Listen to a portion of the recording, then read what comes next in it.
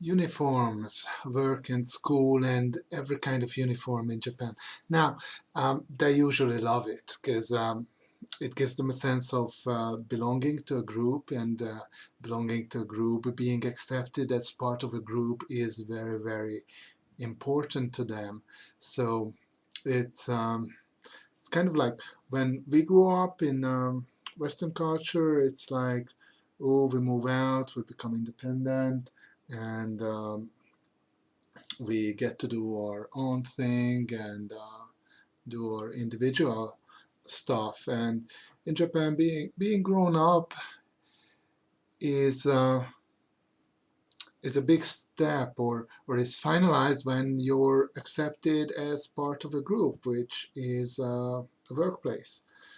And that's really important to them. So having a work uniform gives a sense of accomplishment, a sense of identity, a sense of belonging to them. So they like it. They even expect it.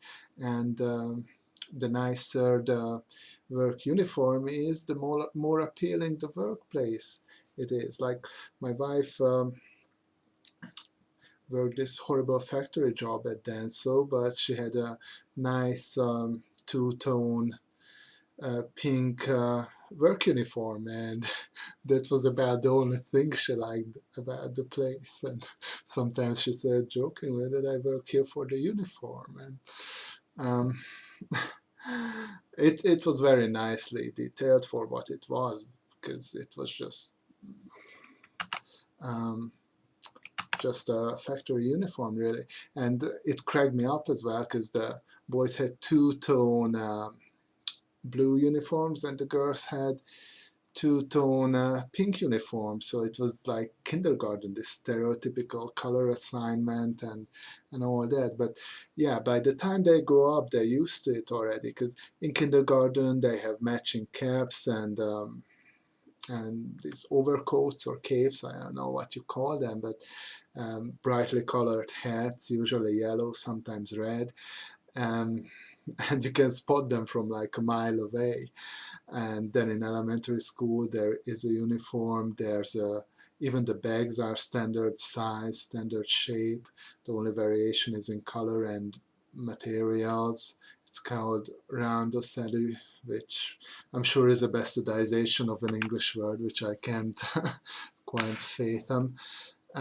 Middle and high school, it's military style uniforms for the boys, and sailor fuku, sailor uniform for the girls. Um, so by the time they grow up, I don't even know if they have university uniforms. Haven't had many university students, but they may do. They probably do. And even even when even during my travels, when on the train, I'd see sometimes high school or middle school sports team would get on the train, and they'd be all wearing the same clothes, same bags, same everything. And those are obvious. Those weren't obviously the actual clothes they wear on the field or while doing that sport. Those were just a way of showing that, hey, we're this team, make no mistake about it, and we belong here, and we're this team. Now, I'm sure parents love paying for all that, but anyway, it is important, the sense of belonging to the group, and the uniform is a materialization or a physical proof of that. So if you plan to work in Japan, don't be surprised if you're asked to wear a uniform, whether it is factory work, office work, or whatever it is. Sometimes, well, or quite often, instead of a dress code, they will just give you a uniform, or make you pay for a uniform in some cases. So yeah, it's an interesting aspect to the culture. Definitely has a place in their thinking and in how things work in Japan. So be prepared for that if you go there and want to work there. Okay, and click on the link below for my other videos. Also check out my other channel as well. and I'll see you in my next video. Ta-ta. Just an addition, uniforms and bullying, because some people seem to think that uniforms, especially school uniforms, are there to reduce bullying, so people don't stand out by wearing old clothes, new clothes, same clothes, different clothes, fashionable clothes, bright clothes, dark clothes, whatever. Um, um, I don't know. It may be part of